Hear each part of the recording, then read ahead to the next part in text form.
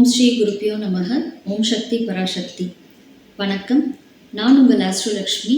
மேஷ ராசிக்காரர்களுக்கு இந்த தமிழ் புத்தாண்டு எப்படி இருக்கும் அப்படின்றத பற்றி தான் பார்க்க போகிறோம். மேஷ ராசிக்காரர்களுக்கு பார்த்தீங்க அப்படின்னா, பிறக்கின்ற பொழுது, இந்த ஆண்டு பிறக்கின்ற பொழுதே பார்க்கும் பொழுது ஜென்மத்திலேயே குருவும் சூரியனும் ஒன்றா உட்கார்றாங்க. இதில் சூரியன் உச்சமாகி உட்காருகின்றார்.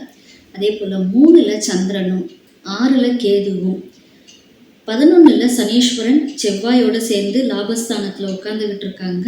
12ல் ராகு புதன் சுக்கிரன். இதில் புதன் நீச்சமாகவும் சுக்கிரன் உச்சமாகவும் இருக்கக்கூடிய காலகட்டத்தில் தான் இந்த மேஷ ராசிக்காரர்களுக்கு தமிழ் வருட பிறப்பானது இருக்கின்றது.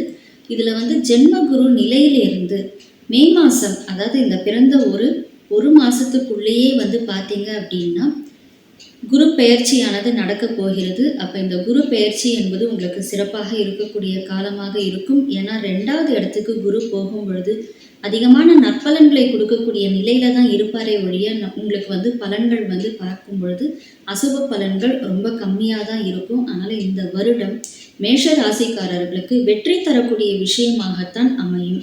இப்போ இதில் பார்க்கும்பொழுது கல்யாணம் ஆகாதவங்களுக்கு கல்யாணம் ஆகும். வெளிநாட்டில் போய் வாழணும்னு நினைக்கிறவங்களுக்கு வெளிநாட்டு வாழ்க்கை ரொம்ப சிறப்பாக அமையும். அது கல்யாணம் ஆகி போனாலும் சரி, இல்லை வேலைக்கு போனாலும் சரி, இல்லை படிப்புக்காக போனாலும் சரி, எதுக்காக போனாலும் அந்த வெளிநாட்டு வாழ் அப்படின்ற அந்த நிலையானது சிறப்பாக இருக்கும். இது உலகத்தில் எந்த இடத்துல எந்த நாட்டில் இருந்தாலுமே இது பொருந்தும்.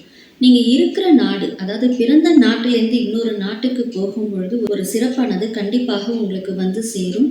அதனால் இந்த வருஷம் உங்களுக்கு வெற்றி தரக்கூடிய ஆண்டாக அமையும் அப்படின்றதுல எந்த ஒரு சந்தேகமும் இல்லை. இருந்தாலும் மாணவர்கள் மட்டும் கொஞ்சம் படிப்பில் கவனத்தோடு இருங்க. சில விஷயங்கள், அதாவது 12ல் ராகு இருக்கும் பொழுது என்ன செய்வார் அப்படின்னு பார்த்தீங்கன்னா, அதிகமான கற்பனை திறன்களை கொடுப்பார். அதே போல் இந்த மொபைல் நிறைய யூஸ் பண்ணுறதுக்கு பண்ணுவார். அதனால் இந்த வருஷம் இந்த 2 விஷயத்துலேருந்து கொஞ்சம் ஒதுங்கி இருந்து படிப்பில் கவனம் செலுத்துனீங்க அப்படின்னா சிறப்பாக படித்து முன்னேற முடியும். உடல் ஆரோக்கியம் பொறுத்த வரைக்கும் பார்க்குற பொழுது கொஞ்சம் உஷ்ணத்தினால பிரச்சனைகள் அதிகமாக இருக்கும். அதனால் உங்களுடைய உடல் ஆரோக்கியத்தில் கொஞ்சம் அதிக கவனம் செலுத்துங்க. மற்றபடிக்கு பார்க்கும் பொழுது சிலருக்கு கொஞ்சம் மெடிக்கேஷன்ஸ் அதிகமாகும். ஏன்னா 6ல் கேது உட்கார்ந்துருக்காரு இல்லைங்களா, அதனால் கொஞ்சம் மெடிக்கேஷன்ஸ் அதிகமாக இருக்கும்.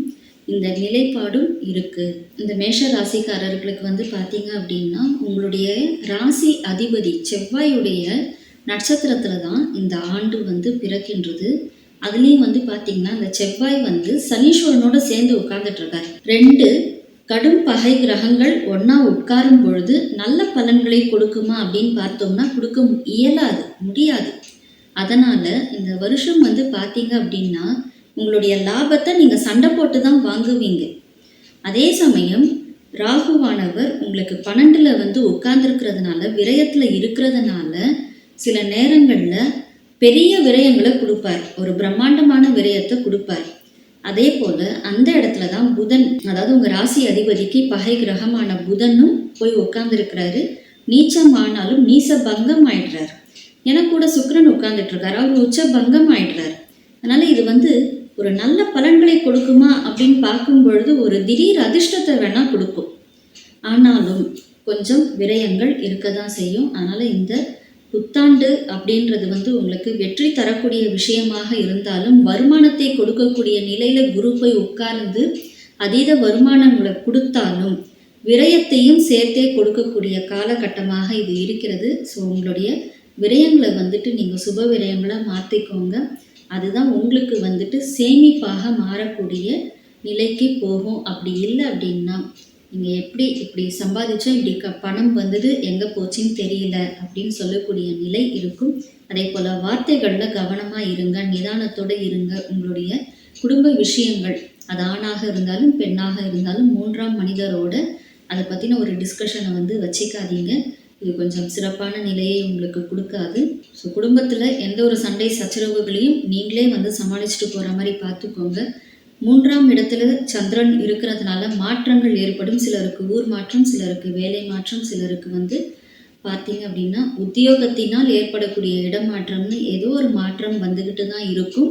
இந்த நிலை அப்படின்றது உங்களுக்கு இந்த ஒரு வருஷம் ஃபுல்லாகவே இருக்கும். எப்போனாலும் நீங்கள் ஊர் மாறுவீங்க, எப்போனாலும் வீடு மாறக்கூடிய சூழ்நிலை உருவாகும். அதனால் எதுக்குமே நீங்கள் தயாராக உங்களை வச்சுருங்க. இந்த நிலைக்கு நீங்கள் போயாச்சு அப்படின்னாலே இந்த வருடம் என்பது உங்களுக்கு ஒரு சிறப்பான வருடமாக இருக்கும் என்பதில் எந்த ஒரு சந்தேகமும் இல்லை. வழிபாட்டின் பொழுது பார்த்தீங்க அப்படின்னா எவ்வளோக்கு எவ்வளோ மலை ஸ்தலங்களில் இருக்கக்கூடிய முருகனை, அது எந்த மலைஸ்தலமாக வேணாலும் இருக்கட்டும், அந்த ஸ்தலங்களில் இருக்கக்கூடிய முருகனை நீங்கள் வழிபாடு செய்து கொண்டு வருவதும், குரு பெயர்ச்சிக்கு அப்புறம் ஒரு முறை திருச்செந்தூர் முருகனை நீங்கள் போய் தரிசனம் பண்ணிட்டு வர்றதுனாலையும் இந்த வருடத்தை நீங்கள் ரொம்ப சுலபமாக கடந்து போக முடியும் என்பதில் எந்த ஒரு சந்தேகமும் இல்லை. இது எல்லாமே பொது பலன் தாங்க. உங்களுடைய ஜாதகத்தை பொறுத்து இந்த பலன்கள் மாறும். உங்களுக்கு தனிப்பட்ட முறையில் ஜாதகம் மற்றும் பிரசனம் பார்க்கறதுக்கு நீங்கள் எங்களை தொடர்பு கொள்ளலாம். ஜோதிடம் மற்றும் ஆன்மீகம் சம்பந்தமான தகவல்களுக்கு எங்களுடைய சேனலை சப்ஸ்கிரைப் பண்ணுங்க. உங்களுக்கு இந்த வீடியோ பிடிச்சிருந்ததுன்னா லைக் பண்ணுங்க, இந்த சேனலை சப்ஸ்கிரைப் பண்ணுங்க, உங்க ஃப்ரெண்ட்ஸுங்களுக்கு ஷேர் பண்ணுங்க. எல்லாம் வல்ல இறையருளின் துணையாலும் அகிலாண்ட கோடி பிரம்மாண்ட நாயகியின் அருளாலும் உங்கள் இல்லங்களிலும் உள்ளங்களிலும் என்றென்றும் மகிழ்ச்சி நிலைத்திருக்கட்டும். நன்றி.